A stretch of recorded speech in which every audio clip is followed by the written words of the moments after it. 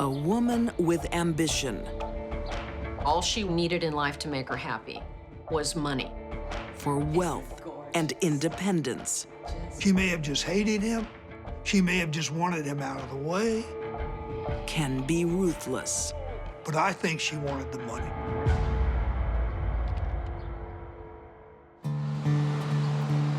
(1992), Huntsville, Alabama. Twins Betty Wilson and Peggy Lowe enjoy each other's company. They share the same gene pool, but are very different individuals. Peggy Lowe sang in the choir at a big Baptist church. She was a school teacher, and she was held in high regard in the community. Her sister Betty has a more flashy reputation. Betty lived what some would call a liberated lifestyle. It's a bit early to be drinking, isn't it? No. And partied quite a bit. Did anything she wanted to do. She collected things like fur coats, diamonds, jewelry. She had a pretty good collection of luxury items. A nurse, Betty is married to wealthy ophthalmologist Jack Wilson.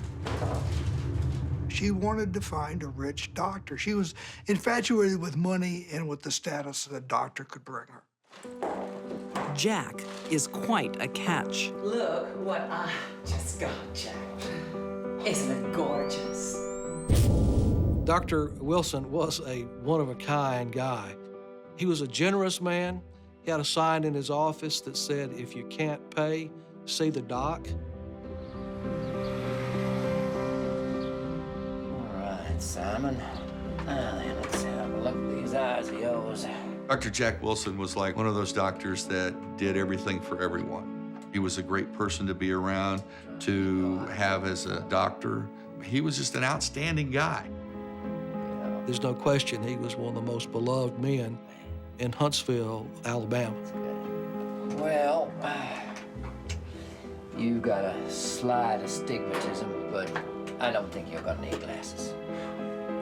Thanks, Doc. But this generous doctor has health problems of his own. He suffers from Crohn's disease, an inflammatory bowel disorder. Required him to wear a colonoscopy bag, which was very uncomfortable for him and apparently very odious to her. Oh, honey. Do not disgust me. Betty has no sympathy. She ridicules him publicly in the most heartless way. More money. More. She would say things like, "You make me sick, and I don't want to see you anymore." Thank you.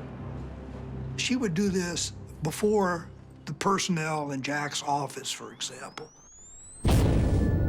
She would say things to him like, "You disgust me," which probably in Jack's heart was his biggest fear, that he would ever disgust anyone because of his condition. And she played on that fear. Repelled by her husband's condition, Oh, you're too much. Betty openly takes lovers. Well, that is for sure. Betty was notorious. I'm just gonna reach in here. She was very freewheeling. She was not abashed about her sexual encounters. Promiscuous would be an understatement. Why, Jack? Come to get your briefcase. Bye-bye now. She told Jack, and she was never going to have sex with him again. The one thing Betty likes about Jack is his money. I think she just wanted to live her lifestyle the way she wanted to live it. And she was quite opposite from her sister in that regard. Betty's sister Peggy lives a very different life. She's known for helping those in need. Feel like some lunch? Yeah, that'd be great. Thanks. Like out-of-work handyman James White. He'd been a loser all of his life. He had lost his children. He went from job to job being a workman. I'm doing pretty tough, actually. Peggy met James through some work that she had done at her school. She needed bookshelves for her classroom. She learned that James Dennison White was a handyman in the area. She sends him to her sister Betty, who has a job for him.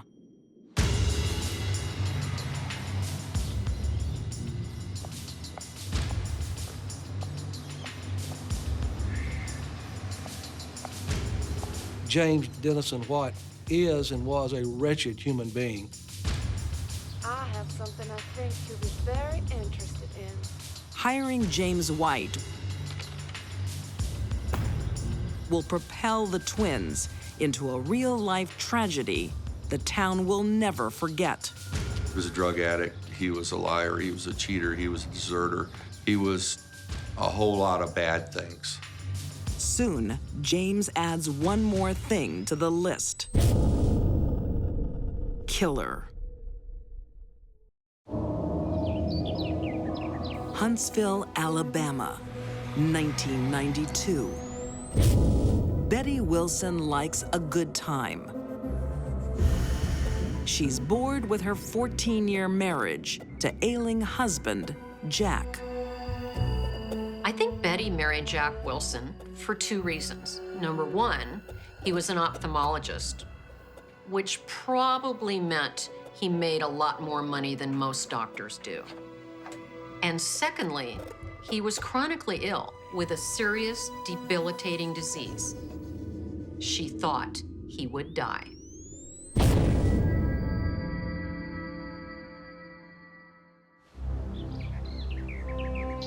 In May 1992, Betty and Jack's marriage comes to an abrupt end. James White was waiting for him inside.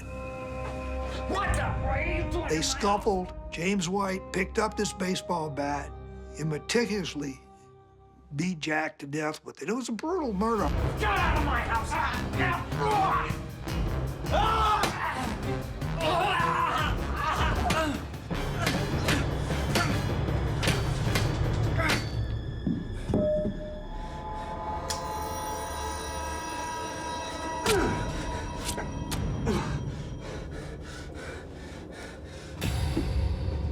Jack is left to die.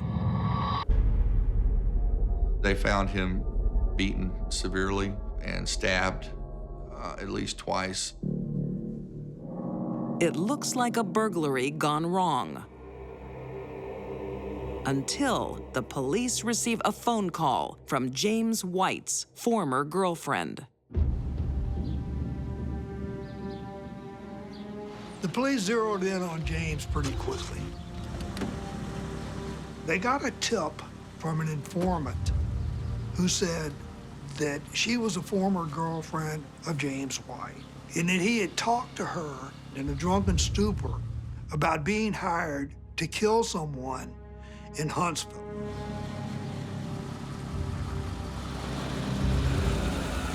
After he was captured, he told a series of stories. James confesses, but insists he is a contract killer. And his alleged clients will stun officials. He got around to admitting that he had been hired to commit the murder by the twin sisters. James says his instructions come not only from Betty, but her twin sister, Peggy.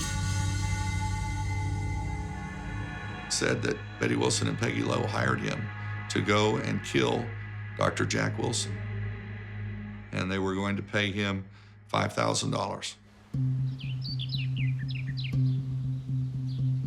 Betty's disdain for her husband is well known.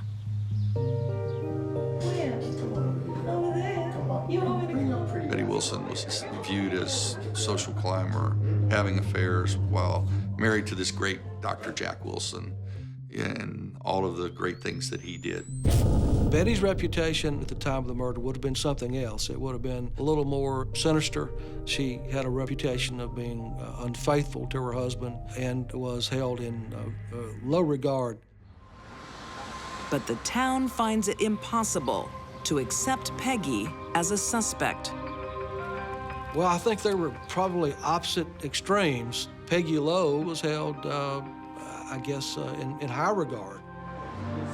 In Vincent, Alabama, Peggy Lowe was loved. They loved her. Everyone loved her. There is no forensic evidence implicating either twin. But James's testimony and a library book checked out by Betty Wilson are enough for arrests. What the hell are you doing?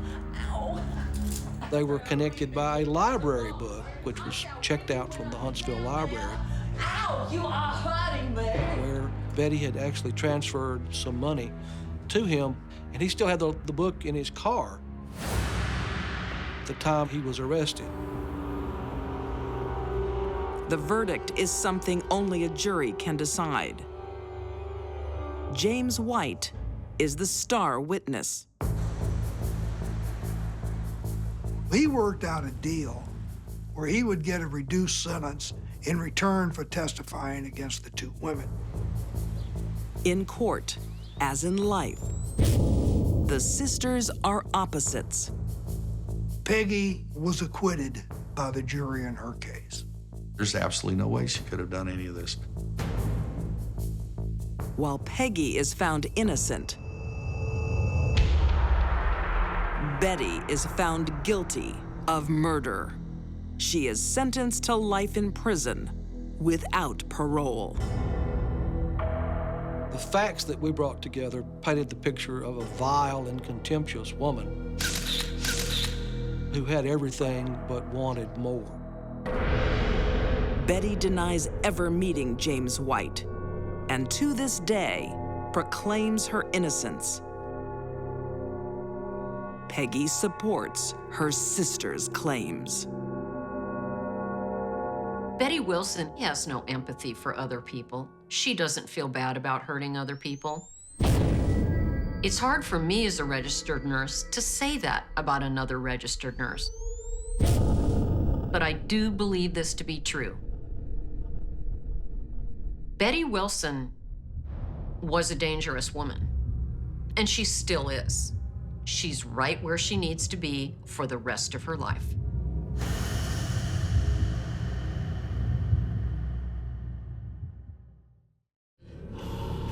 In her Gaithersburg home in Maryland, Josephine Gray conjures up her latest spell.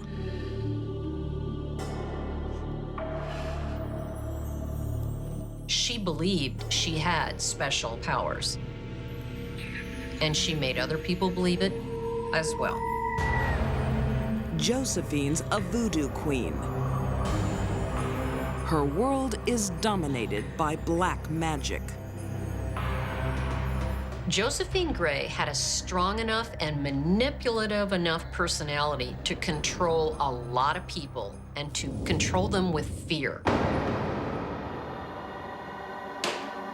In 1974, her first husband, Norman Stribling, fears her power. He found voodoo passages indicating that she was going to bring harm to him. He saw his name written down with all kinds of ingredients for cooking up voodoo concoctions to kill him. But Josephine's real power isn't magic. It's lead. For all the voodoo magic that Josephine practiced, she ultimately resorted to a simple gun. One night he woke up, sat up in his bed, and there she was sitting up with a gun pointed right at his head. This was a man living in fear that knew his life was short.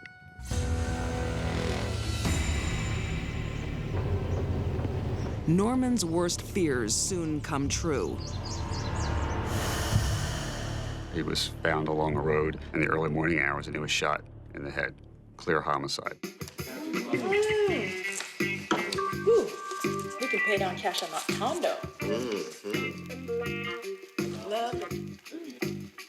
Norman's murder gives Josephine a handsome life insurance payout. Sure did. Enough for a new beginning with her secret lover, Robert Gray. Josephine liked to control men. The pattern shows that when men were no longer enamored with her, she would move on. The original investigation back then clearly pointed to Josephine Gray. Whether she actually pulled the trigger, I don't know, but I think she was there. Josephine isn't charged. No one is. There's not enough evidence, and potential witnesses won't help the police. The witnesses were definitely afraid of her. Some of the family members believed in voodoo and her voodoo power. They were afraid of her and of retribution by her. Robert and Josephine stay together for 16 years. But then, as before, she takes a new lover, Clarence Good. Josephine! Get out! Get out or I'm gonna shoot you! They were having an affair. They were sleeping together. And once again, she uses the new to get rid of the old. It seems that Josephine couldn't kill a husband without the help of a current lover. Then that lover would become her next husband.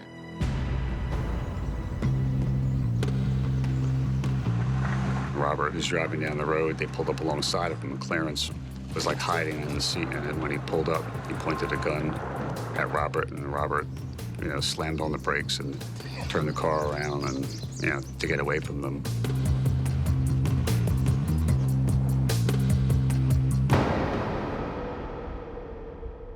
The threat is taken seriously. And this family is on edge. Even Josephine's own son fears Robert's life is in danger. I think my mother's gonna kill my stepfather, Robert Gray. It's gonna be hard for you. He goes to the police. It was bizarre. He said that, I think my mother is gonna kill my stepfather. We really think by her behavior, she's getting ready to kill him. Well, why doesn't your stepfather come in and talk to us about it? Robert was nervous because there was an allegation that he was involved in the death of her first husband. Detective Joe Mudano convinces Robert to talk to him.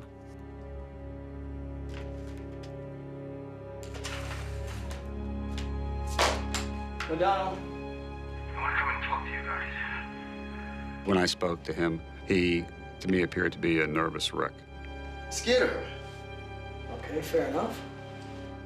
But the police investigation will be too late. He knew it was coming. It looks like he was ambushed.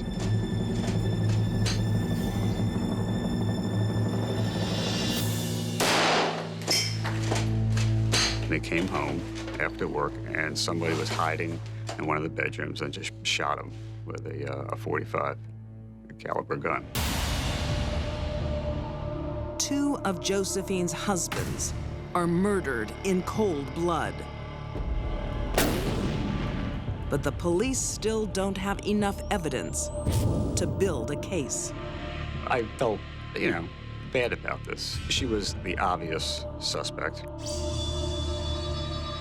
I do my job because I don't like people that kill other people, hurt other people. My job is to make the streets safe for people.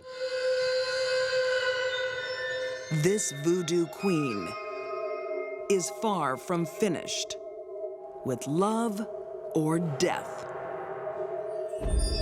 Now, whatever made those men feel safe with Josephine is beyond me. No one was safe when Josephine was around. No one.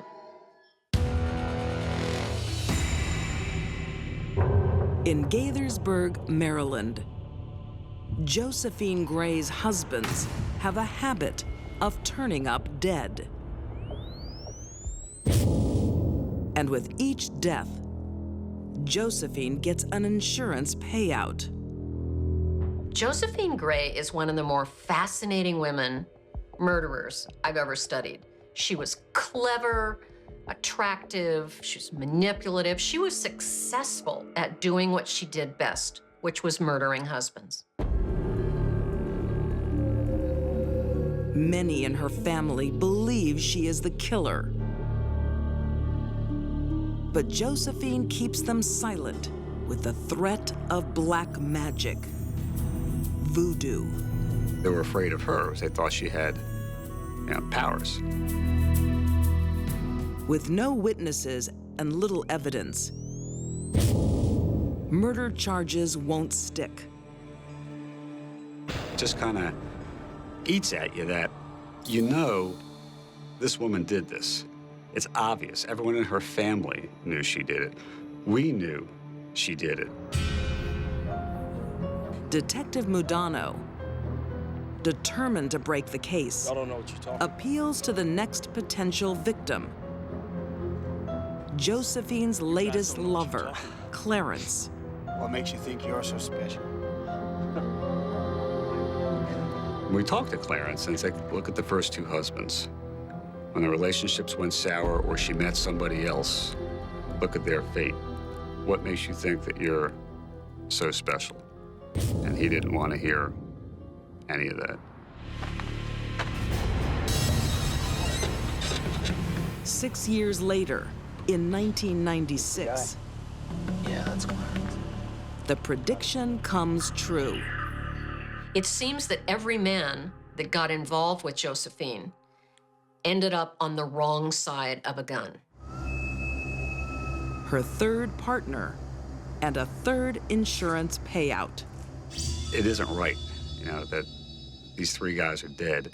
They knew they were going to get it and told everyone they were going to get it, and we can't do anything about it. Frustrated, but not defeated, Detective Mudano has an idea. If state authorities can't do anything, maybe federal authorities can. It's not typical for the United States to get involved in state murder prosecutions.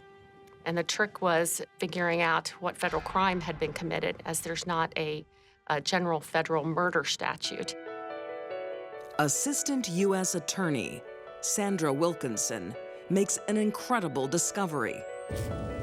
The key to catching Josephine is not murder, but fraud. I began looking at the reason why she murdered Norman, why she would have murdered Robert, and why she murdered Clarence.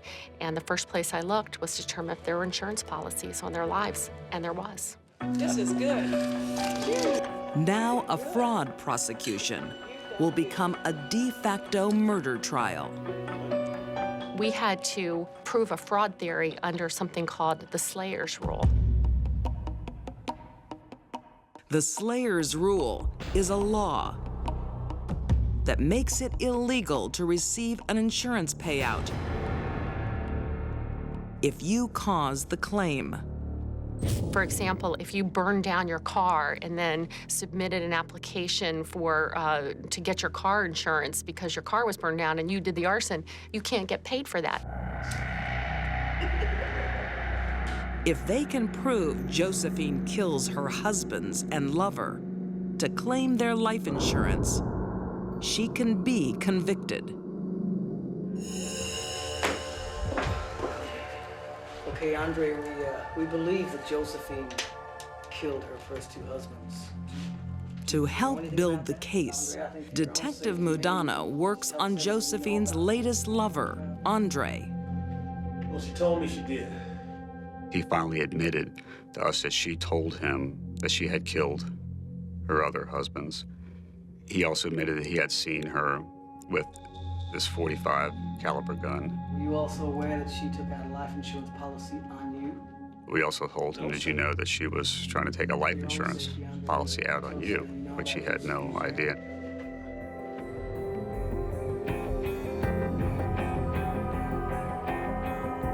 Police convince Andre to testify at the fraud trial. And that, along with Josephine's history, creates a convincing case. The jury was instructed, you cannot convict her of fraud if she did not commit these murders. No murder, no fraud.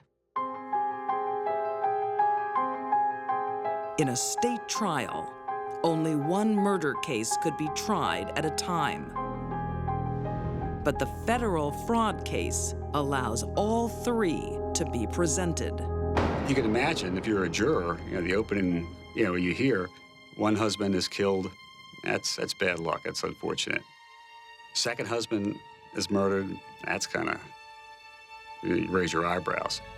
Third.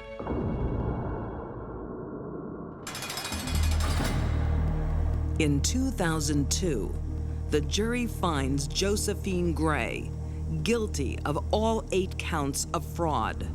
There was a way to prosecute Josephine Gray, even if there wasn't a federal murder statute. The 55-year-old is sentenced to a total of 40 years behind bars and no chance of parole.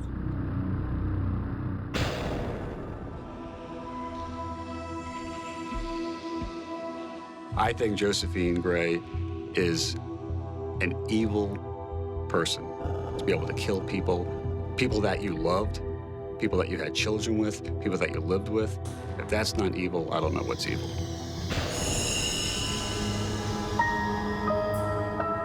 Almost 30 years after her first husband's murder, Josephine Gray finally gets her punishment. Josephine probably thought she would never get caught had it not been for the tenacious behavior of the detective working this case. She might still be out there killing men today. I was perfectly satisfied, but it just meant that she was going to probably die in prison. In 1988, on the dark streets of Anaheim, California, a teenage girl is desperate for cash to feed a habit. Rosie used heroin. She used whatever she could get her hands on. Rosie Alfaro's traumatic life has left her scarred. She began using drugs at an early age. She was turned out as a prostitute at the age of 14, constantly running away from home. Rosie's family feels powerless to help. Her mother indicated that she would see her loaded, see her with the drug use when she would come to visit her, but there was nothing she could do. By 18, Rosie has a son, but nowhere to live. The family of a school friend, 18-year-old April Wallace, takes them in. She has a 9-year-old sister, Autumn, who loves having an extended family, but the rest of the household doesn't.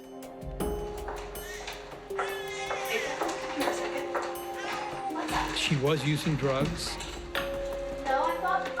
and the people that she hung around were drug users. Rosie, have you fed Maddie? No, I haven't had time. Can't you do it? That's just not good enough. I said that you could stay with us if you helped around the place that you want. And where are you going? You should be at home resting. No, I've just got to meet some friends. Despite the generosity of the family, Rosie doesn't settle down. She passed her time during the day trying to find things that would bring her money so she could buy drugs. She can't stay here if she goes on like that.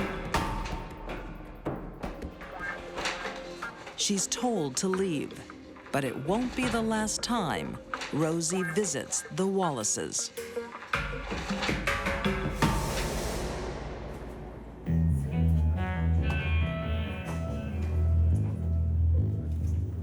Rosie has a new home, a squalid one, and she's desperate for money. She's living near Disneyland, and it was in a kind of a rundown area with a bunch of junkies. Drugs and alcohol in the human body reduce inhibitions. And sometimes when people are high on either one of those things or both, they will do things that they never would have even considered in their clean and sober moments. Well, did you get any? No, he said no more credit. I can't come down now. No money, no way. One day on June 15th, 1990, cold-hearted Rosie will do anything to get high. Wait, I know where we can get some stuff to sell. In the past, she sold her body. Today, she has another idea. The Wallace family has a routine. Autumn often stayed by herself in the afternoon after school before her mom got home in the evening. So it's a nice surprise for the 9-year-old when she gets a visit from a familiar face. When she saw Rosie at the door, there's no question she would have let her in and just trusted her. Home alone, Autumn enjoys the company. Little does she know, she's playing with danger.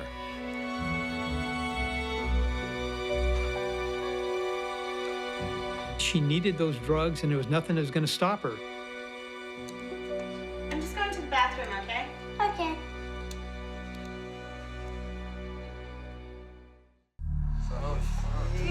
Teenage mom, Rosie Alfaro, is a drug addict desperate for money. In the past, she has sold herself. Now she has another plan. On June 15th, 1990, 9-year-old Autumn Wallace is home alone.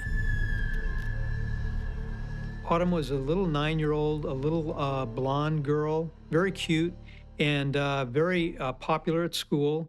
And she gave her mom no trouble whatsoever, a very easy child, very smart child. I'll be back soon. Rosie arrives with her baby and 2 druggies. Give me a break. Hi, Autumn. Can I come in? But Rosie's idea of robbery is stealing a life. To keep a witness from saying who it was that stole all the stuff out of the house.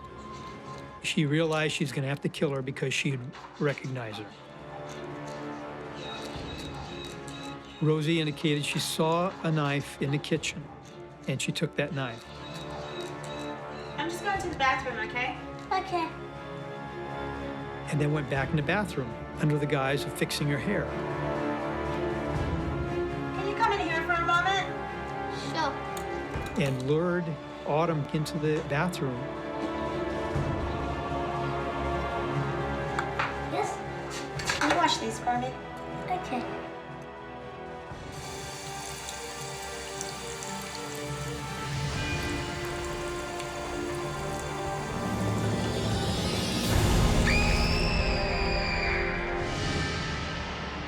She stabbed her repeatedly, over 50 times.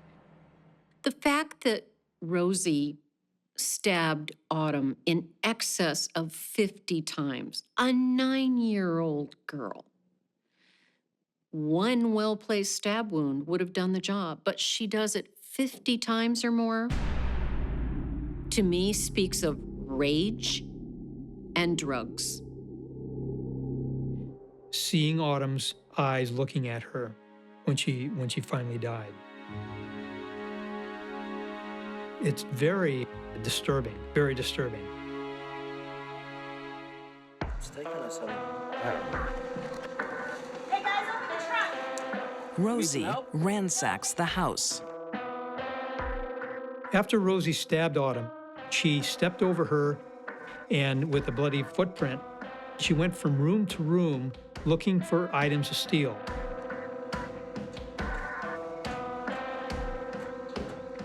Leaving that little boy, that toddler, in the front of that house while she's in there brutally killing an 8-year-old girl, it's just unimaginable for a mother to be able to do that. 2 hours later, a hard-working mom's life turns upside down.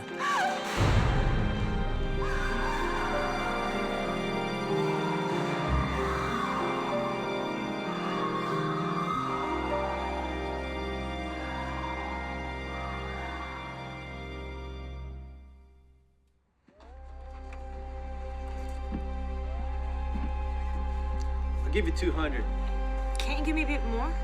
Rosie wastes no time fencing the stolen goods for a pitiful amount.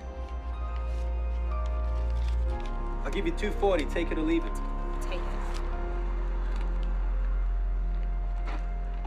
Afterwards, I think the net figure she got was $240. Kind of a cheap price for the life of a little 9-year-old girl.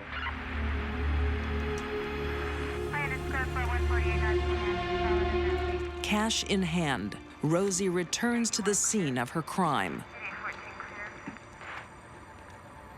I'm a friend of April's. Can I speak with her? No, ma'am, that's not possible. Often killers return to the scene of the crime. She would have passed it on. There's a variety of different reasons they do this. Sometimes it's to view the body. Sometimes it's to remove evidence they may have left. Sometimes it's for kicks. It turns them on. Rosie returning to the scene of the crime put her right into the center of the investigation. And she's made another mistake.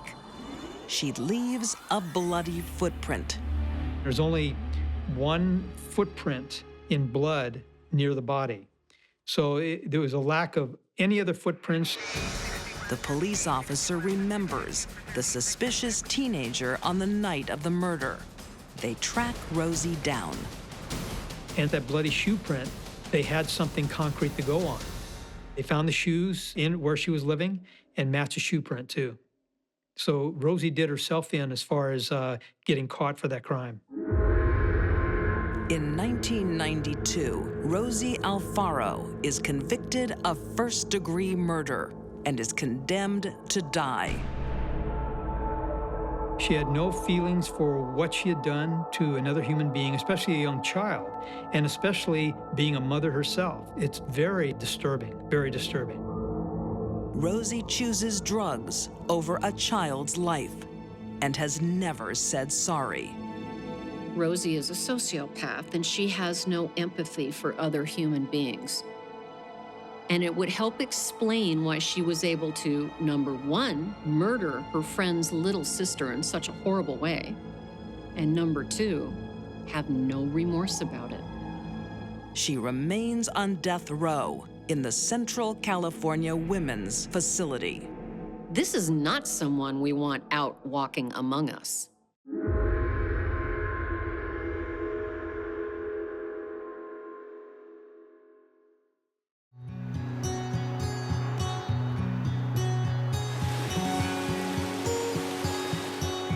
In 1984, in the affluent suburb of Orinda, California. Cheerleader tryouts are in full swing at Miramonte High School. Competition is fierce for the prized squad positions. And Somerset, you're up. Cheerleading in those days was a terribly important status for young girls. At the top of her game, 15-year-old Kirsten Costas. Ready? Hey, nothing's gonna stop us. You know just what I mean. We're gonna fire up. Just a spirited young girl. They're starting to get lazy. They're starting to mess up. She has tremendous self-confidence. Everyone wanted to be like Kirsten. No one more than 15-year-old classmate Bernadette Prody.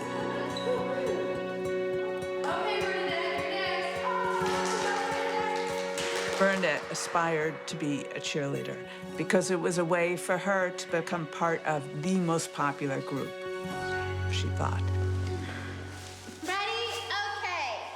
Nothing's gonna stop us. You know just what I mean. We're gonna fire up and beat the other team. She was never satisfied with her status. She always felt she was inadequate. We're gonna keep on fighting until we win this cup.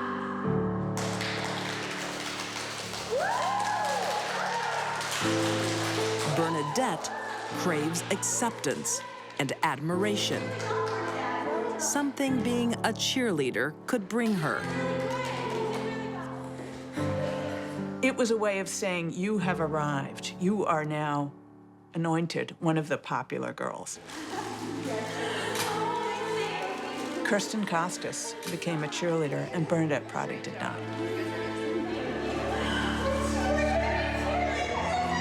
It is a crushing blow for the young teenager.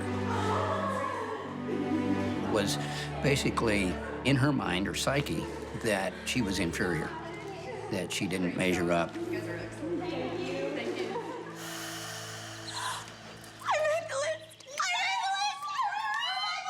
For a lot of teenagers, the most important thing in their life is what's going on now and their peer group. Bernadette receives another blow when she doesn't make the yearbook committee. Plenty of girls didn't make it. She's not the only one who didn't make it. But for her, it was pretty devastating. It was a double whammy. At least you're still in the Baba ranks. Nobody cares about being a Bobby anymore, Jody. It's about being on the yearbook that matters now. And about being a cheerleader. I so wanted to be a cheerleader, Jody. I tried so hard. I know you did, Bern. Bernadette starts to blame one person for her failures. My mom got it for me. The class queen, Kirsten Costas. It's so unfair. She has everything and I have nothing.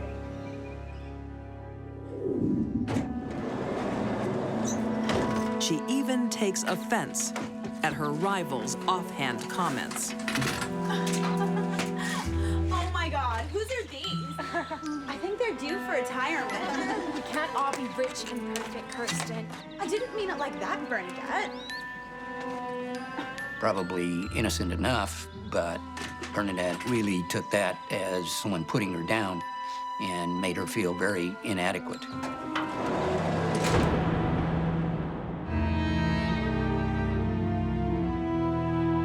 Whatever she tries, Bernadette can't compete with Kirsten.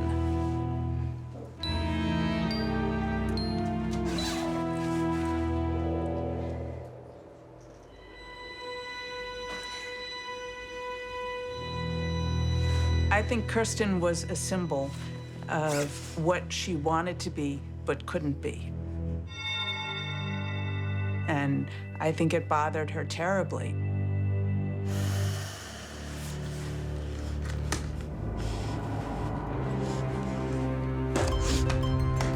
There's resentment brewing that is bound to explode.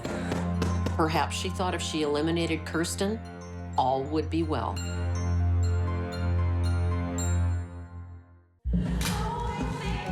In 1984, 15-year-old high school freshman Bernadette Prady is consumed with jealousy. Kirsten was the girl who she really wanted to be, and I think it was just a mounting fury. Her rival is Kirsten Costas. It's so unfair. But she won't be a rival for long.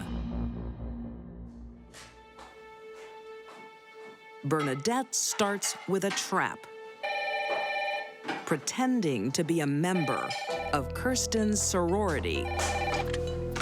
Hello. Oh, hello, Mrs. Costas. This is a friend of Kirsten's from the Bobbies. I'm afraid Kirsten isn't here right now. Oh, no, that's okay. That's okay. I just wanted you to let her know that we're having a top secret initiation dinner on Saturday night. And can you tell her that we'll pick her up from her place at 6 p.m. Bernadette invites her to a dinner. All right, then. No one fears foul play. Mrs. Costas, goodbye. I don't think it ever occurred to the Costases that it was anything other than a surprise invitation and that their daughter would probably have a great time.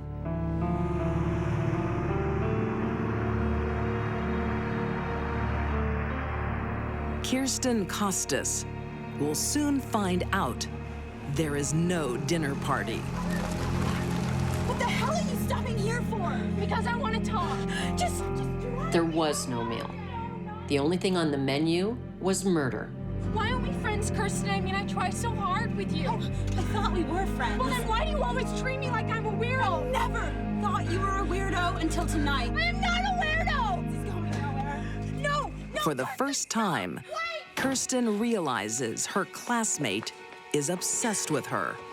But now she is trapped in an unfamiliar suburb. Kirsten ran to a house and sought help from complete strangers. What is the problem? Oh, my friends got all weird on me. Oh, can I please come in and use your phone? Oh, please! He seemed very upset, so the gentleman of the house decided that he would offer to take her home.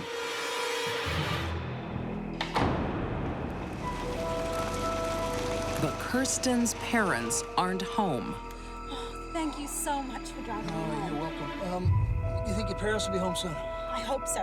Why don't I wait here till you get inside safely? Thank you. Okay. You're welcome. And Bernadette is one step ahead of them.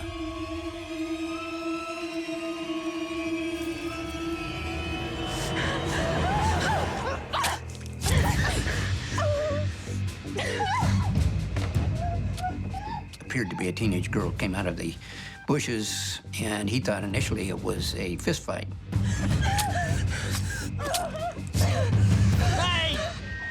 The Good Samaritan doesn't see Bernadette's knife.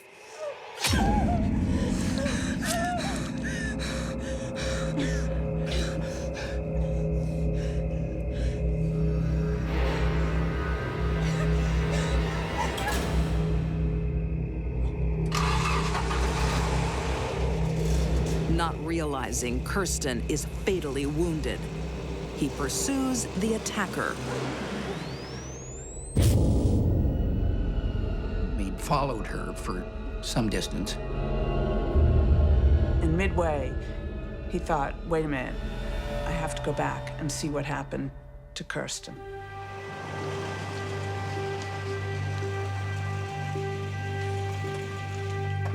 A neighbor has already found the dying teen.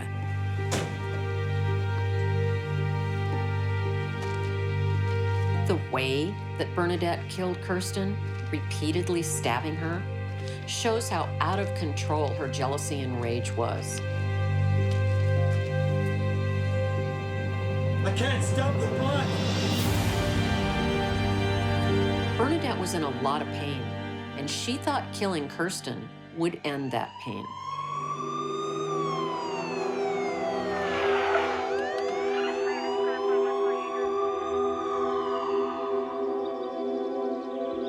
It's a shocking crime that terrifies the middle-class neighborhood. It had to have been someone who was in a drug-induced haze. It had to have been an outsider, because people in Orinda didn't do things like this. They didn't have a motive. I mean, no one could make sense of it. No one, not even the Good Samaritan, suspects Kirsten's young classmate. For 6 months, Bernadette keeps her secret until she can no longer live with her guilt. Bernadette was leaving for school, so she just told her mother, well, there's a note on the counter for you that will explain this. She can't bear to speak the truth. so she writes it. I've been able to live with it for a while, but I can't ignore it. I'm even worse than words can describe, and I hate myself. Don't ask why, because I don't understand this, and I don't know why. I'm sorry.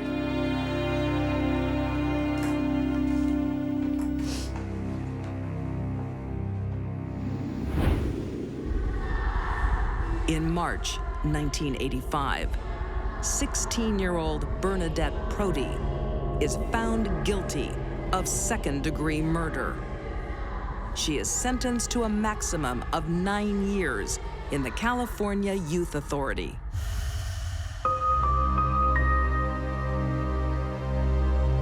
Her quest for popularity destroys Kirsten and her parents' memories. Kirsten's mother would tell me that she couldn't hear another girl laugh or couldn't see other kids without crying. And I'm sure that lasted for years, if not forever.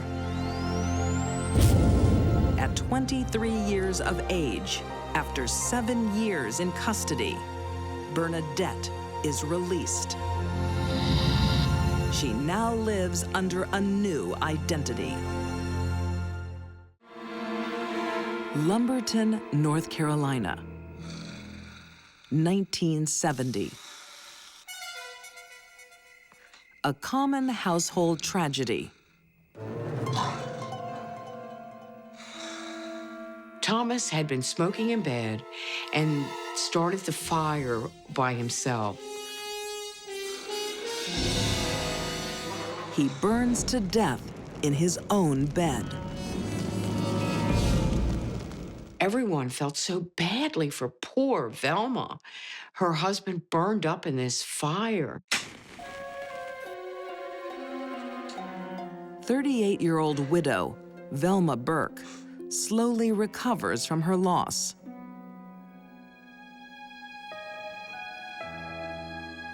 But 3 years later, tragedy strikes her new partner.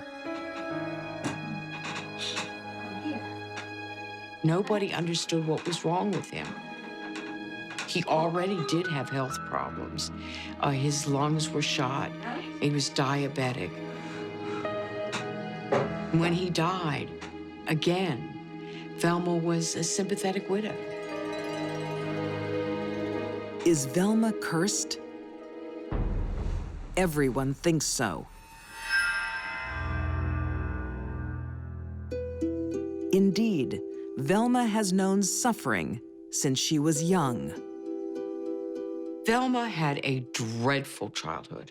Her father was an alcoholic. He was abusive. There was so much wrong. You knew she was going to come out of that childhood as damaged goods. Like many abused children, Velma tries to mask the pain with drugs. Velma started using prescription drugs and abusing prescription drugs. She's soon an addict, and doctor shops to get prescriptions. Velma had a lot of emotional problems and wasn't getting the psychiatric help that she needed. Without professional help, her addiction gets worse. And Velma becomes desperate for money. Eventually, Velma got into the same problem many addicts do. She needed to steal to get money to pay for her habit. Velma! Velma! Yes, Mom? There's a check missing out of my checkbook. I think you've probably just forgotten and you've She starts stealing from her mother. No, Velma. Velma was addicted to drugs. Mama, I'm sure you did. Drugs that would cause her to have wild mood swings. And Velma was a thief. I'm going to the bank about it. I really don't think that's necessary, do you? It was a very, very dangerous combination.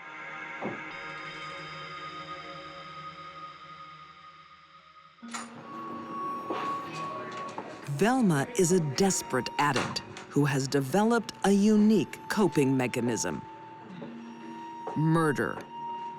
I should take over the care of my mother now. She needed money. She didn't want to get caught. She needed the money to medicate because of the pain that she had. I bought you some soup. I can't eat. I'll make you better in no time. The whole thing became a vicious cycle for her. You always say homemade is best. The weapon of choice is arsenic. Come on. Come on home. That's it. Okay. Take it slow. Just a little sip. Poisoning became a way of trying to deal with a problem that she didn't know how else to deal with. All right. You have a little rest and we'll try again later, huh? With arsenic, it's very simple to drag the process out. You just give them not quite enough until it all accumulates in your system and they get sicker and sicker and die.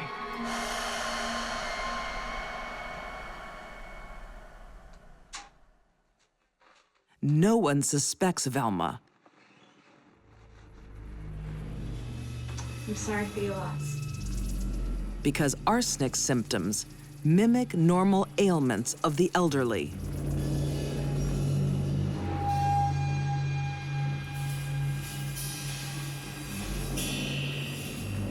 Velma doesn't get caught for murder, but she does for check fraud.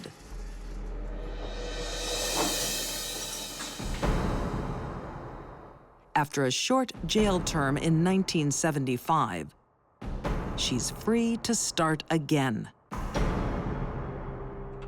Montgomery, I have some lovely warm soup for you. She got a job caring for an elderly man. And his wife was a bit younger than he was, but she had her health problems too. But Velma also restarts her drug habit. She needs money. It is an honor and a privilege. And she's living with easy targets. Reassuring, thank you.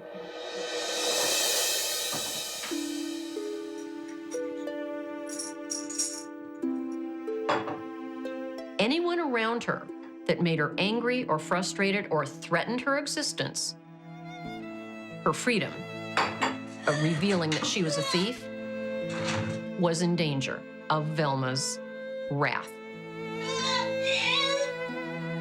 There you go.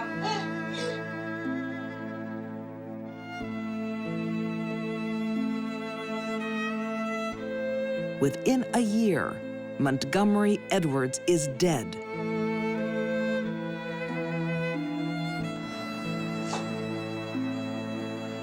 One month later, Dolly also dies. Murder became a maladaptive behavior for Velma. But it worked. And every time she did it, she got away with it for years. Velma's circle of death is far from over.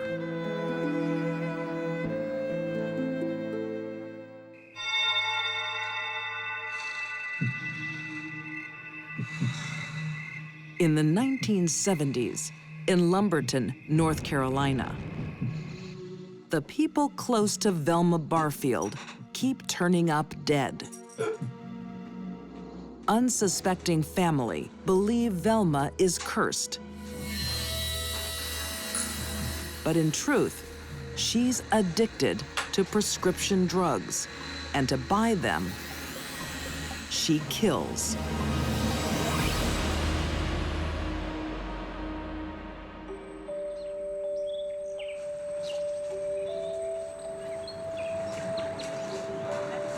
In 1977, Velma meets Stuart Taylor. He was by all accounts, a nice young man. They had a good relationship initially. It wasn't long before Velma moved in with Stuart and they were living together. Stuart has no idea who the real Velma is.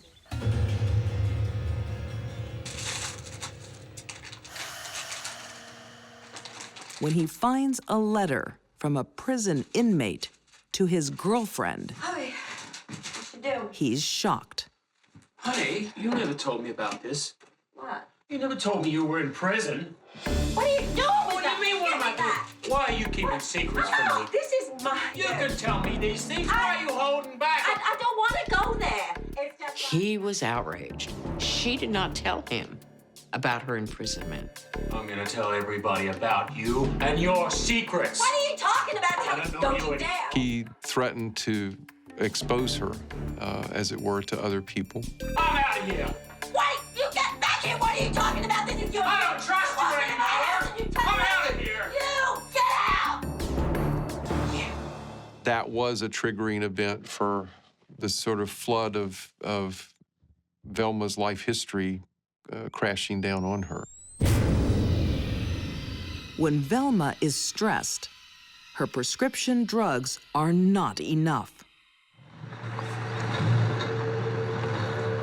She needs to end the source of her pain. She was frightened, and she fell back into her old habits. Rather than leave, she did what she'd always done when she got into a jam or frustrated. She murdered. But this is one stress release too many. This time, family don't pity Velma. They accuse her. An autopsy of her fourth victim confirms suspicions.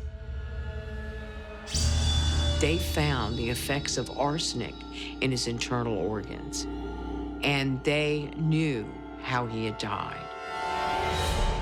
That was the beginning of the end for Velma Barfield. Faced with a watertight murder charge and the prospect of more to come, an interesting thing happens. Velma Barfield confesses to not 4 murders, but 6.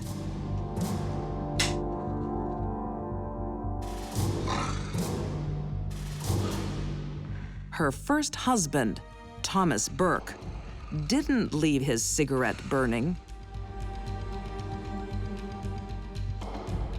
Velma set him on fire.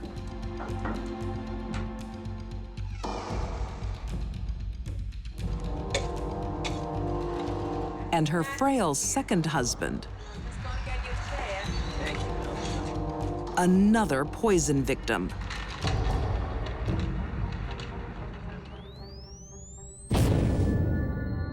The surprises don't stop there.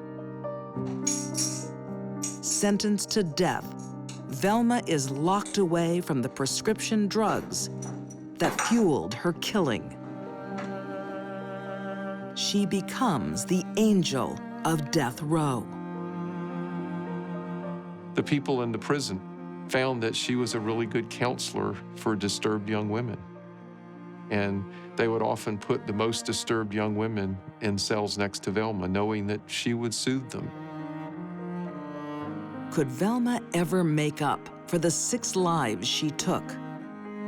Only she knows.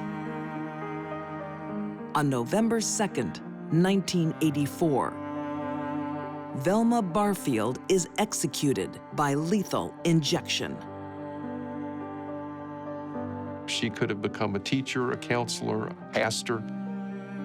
She could have spent her life doing good works instead of hurting people.